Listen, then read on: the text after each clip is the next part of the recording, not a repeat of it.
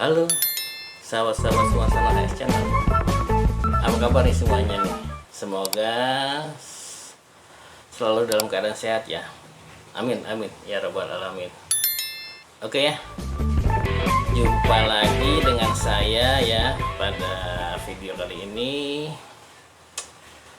saya akan membahas apa sih hubungan kecemasan dengan penyakit GERD ya. Kan banyak tuh yang bertanya tuh, kok saya penyakit GERD tapi kok bisa cemas juga. Nah itu yang banyak kan. Jadi saya hari ini akan membahas apa hubungan kecemasan dengan penyakit GERD itu sendiri. Nah tapi sebelum masuk ke topik pembahasan ya, saya mohon bantuan dari sahabat-sahabat semua Sana HS nih untuk subscribe, like, komen, share, dan jangan lupa tekan tombol loncengnya. Oke, terima kasih. Oke ya, sahabat-sahabat semua Sana HS, bagi Anda yang masih menderita penyakit GERD ya, tentu saja berkaitan erat dengan kecemasan, dengan anxiety, ya kan? Pasti. Namun sebelum saya bahas lebih dalam ya, saya jelaskan dulu nih apa itu GERD. Jangan sampai salah. Nanti maksud saya apa, kalian apa GERD itu, ya kan? Aku yakin karena ada sebagian pendatang-pendatang baru GERD ini nggak tahu apa itu GERD, ya kan?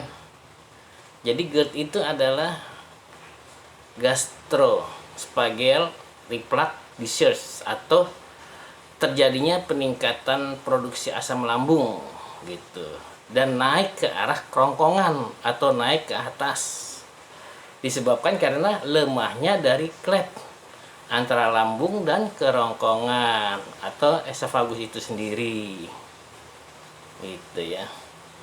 Lalu ada pertanyaan lagi nih, kenapa bisa terjadi hal demikian? Iya kan? Nah, saya sudah bahas nih di video-video saya yang sebelumnya nih, ya kan? Jadi sebenarnya kalian tuh tinggal tonton aja. Tonton aja, kalau yang lupa tonton lagi gitu. Oke deh, sekarang akan saya jelaskan sedikit aja ya.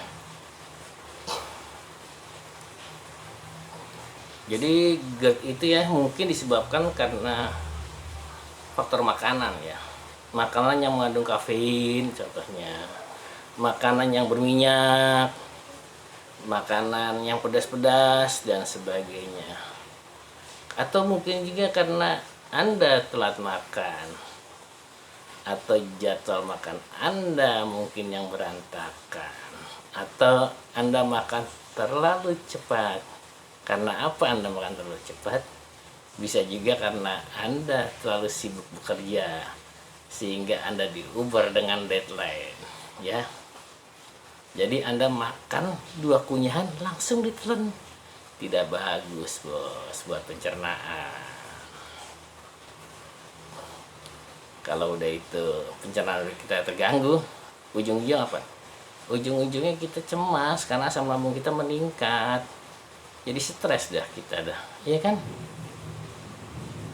Mungkin nih ya buat sahabat-sahabat semua Sana HS yang sudah berpengalaman dengan penyakit ini, maksud saya ya, ini Anda akan bolak-balik ke dokter, lalu Anda bertanya kepada dokter, dok, saya sering cemas ya. Jadi bagi para penderita GERD nih ya, biasanya mereka ke dokter dengan keluhan seperti ini nih, dok, saya ini sudah minum obat tapi tidak pernah kunjung sembuh dok. Saya sudah minum obat dalam jangka waktu yang panjang dok. Kemudian juga keluarga saya tidak mengerti akan diri saya dok. Saya merasa sendiri. Nah ketika saya ngomong ini dengan keluarga saya bilang, kamu mah ngada-ngada aja gitu. Nah biasanya mereka ada juga yang sampai menyalahkan Tuhan loh. Si penderita itu menyalahkan Tuhan gitu. Kok saya nggak sembuh-sembuh ya? Saya pasti dihukum sama Tuhan ini. Ada juga yang mengatakan bahwa memangnya ini penyakit apa ya si dok katanya. Kok saya tiap malam tidak bisa tidur? Gitu. dada saya ini sering panas dan sebagainya. Jadi ini adalah keluhan-keluhan para penderita GERD yang sering mereka katakan ya sahabat. Bahkan ada beberapa dari mereka yang mengaku bahwa ketika serangan yang terjadi ya, mereka rasanya ingin mati, mereka rasanya ingin pingsan gitu. Pasti deh mereka berpikiran, wah jangan-jangan ini momen terakhir gue nih untuk hidup gitu loh. Saya tidak menyalahkan mereka, enggak, emang itu sensasinya. Rasa pengen mati itu memang itu salah satu sensasinya gitu loh sahabat ya. Karena apa? Karena selain mereka menderita GERD, mereka juga mengalami kecemasan yang berlebih atau anxiety disorder gitu ya sahabat ya. Dan bahkan ya ada juga yang mencari data nih tentang penyakitnya tersebut di artikel atau di Google. Mereka googling deh, mereka searching deh. Akhirnya apa? Setelah mereka dapat, mereka menyamakan penyakit mereka itu dengan apa yang tertulis di artikel atau apa yang tertulis di googlingan tadi. Ujung-ujungnya apa? Cemas. Kalau udah cemas apa? Pusing, keliangan, mau pingsan rasanya. Pasti ujungnya mau mati, takut mati dah ujung-ujungnya. Iya kan?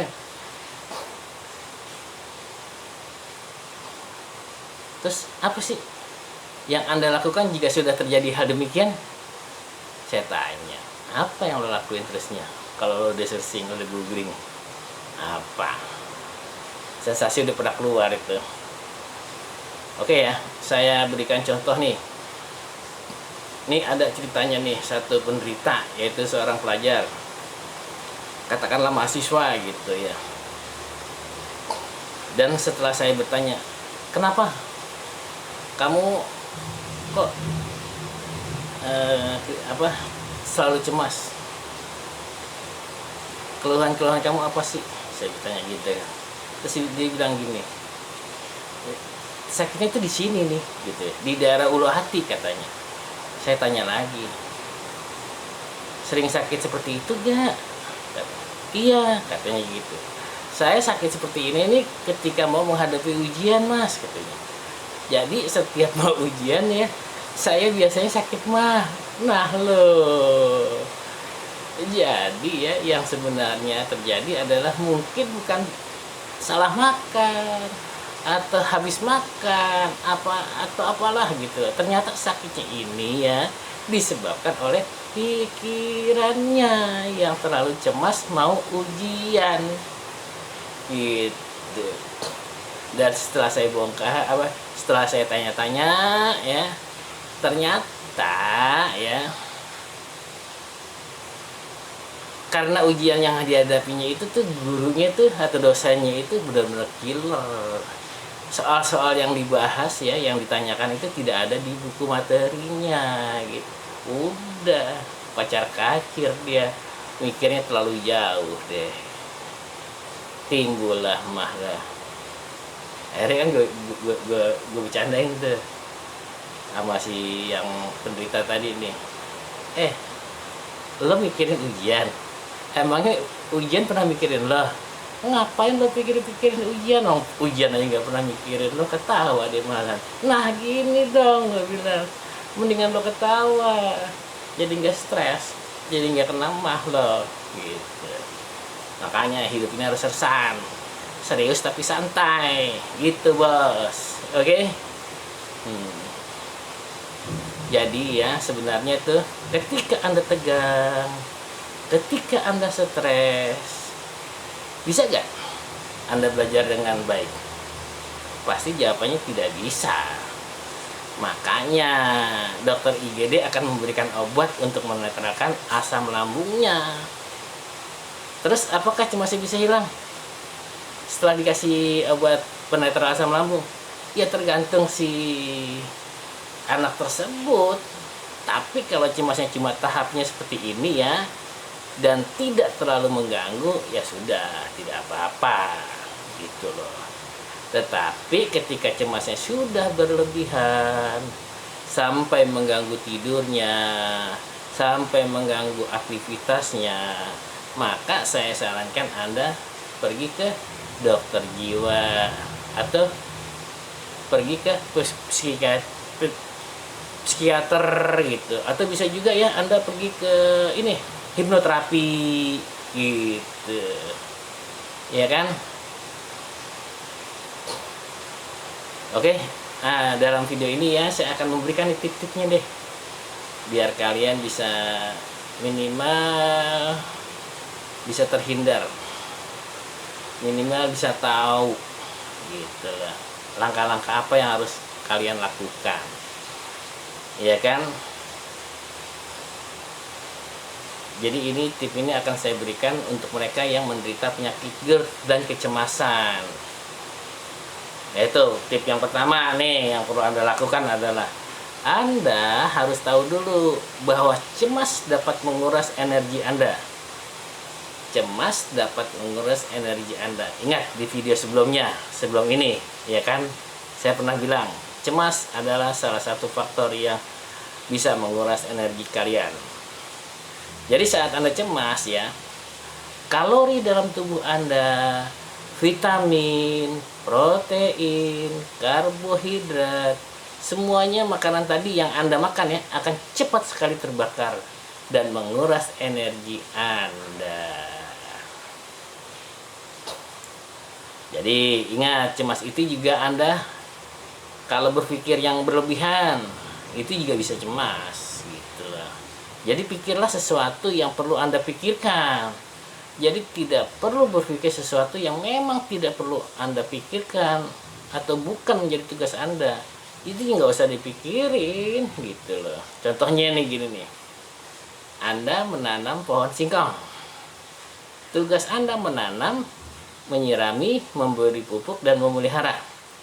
Tugas Tuhan adalah apakah singkong itu berbuah atau tidak tergantung kehendak Tuhan. Bukan tergantung kehendak Anda, bukan. Salah bos, nggak usah dipikirin masalah buahnya. Tugas Anda adalah merawat itu tanaman sendiri. Ya, jadi jangan ikut-ikutan mikirin buahnya. Oke? Itu yang tip yang pertama. Jadi pikirkanlah sesuai dengan skop Anda. Gitu. Yang kedua nih, bersyukur. Iya kan? Lo harus bersyukur. Lo kurang apa? Jadi mulai sekarang belajarlah bersyukur. Tidak peduli agama lo apa, tidak peduli usia lo berapa, tidak peduli jenis kelamin lo apa, suku bangsa lo apa. Yang penting mulai sekarang belajarlah untuk bersyukur. Gitu. Jadi bersyukur itu seperti apa sih? Pasti bertanya deh teman-teman sekalian, ya kan?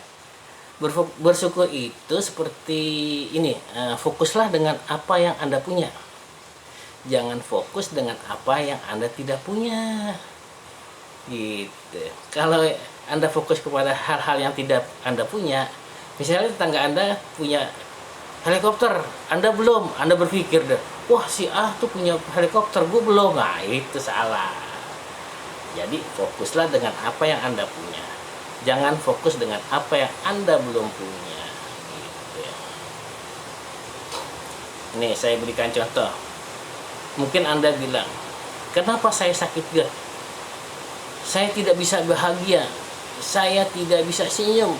Kok yang lain bisa senyum? Bagaimana saya mau bahagia? Bos, bahagia, bersyukur itu tidak ada syaratnya.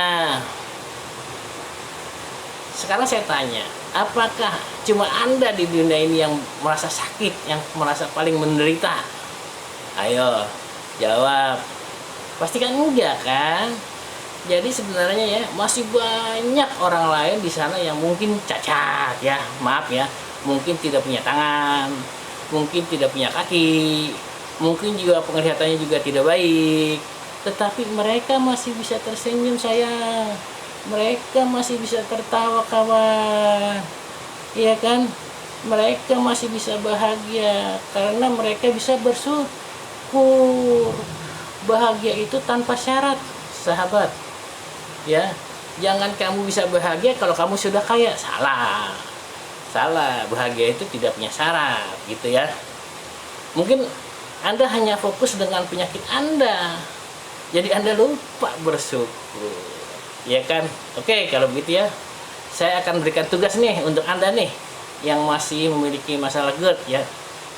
Coba sekarang atau nanti malam Anda tuliskan 30 hal.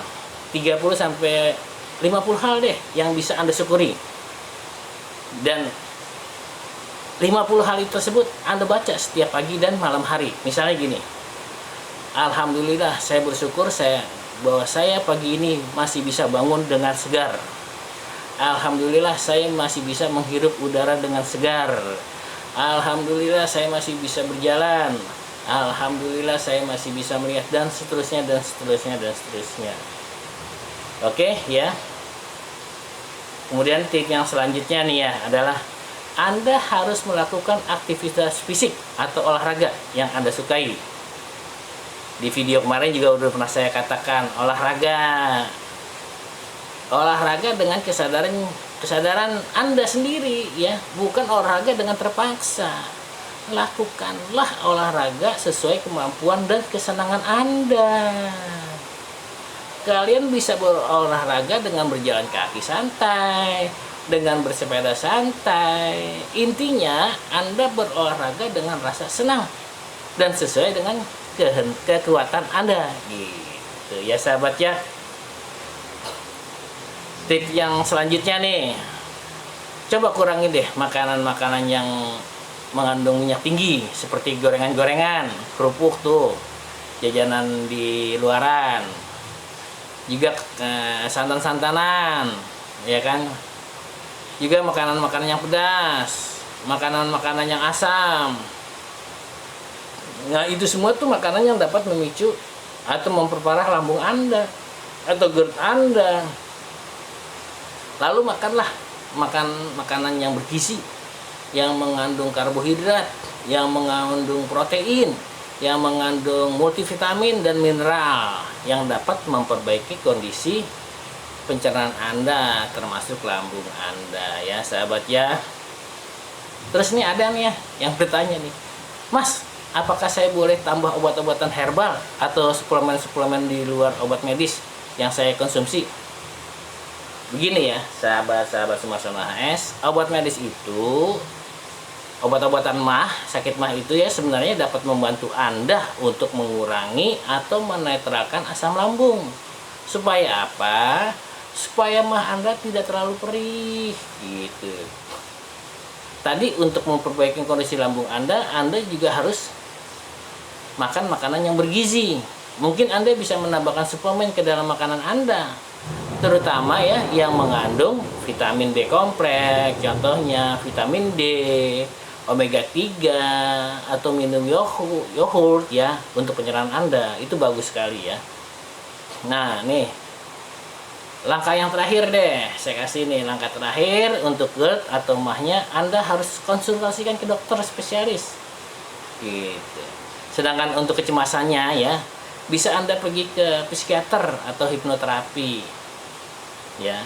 Jangan dianggap remeh nih. Jadi Anda tidak hanya mengobati GERD-nya saja atau asam lambungnya saja, tetapi Anda juga mengobati kecemasannya beriringan gitu loh.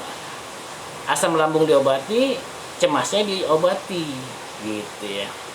Ya sahabat ya, saya rasa cukup sekian video kali ini ya. Saya ucapkan banyak terima kasih buat sahabat-sahabat Sumarsono HS yang menonton video ini hingga selesai. Sekali lagi ya, saya mohon bantuan dan dukungannya untuk subscribe, tekan tombol loncengnya, like, comment, and share gitu agar tidak ketinggalan video-video baru saya nanti gitu ya.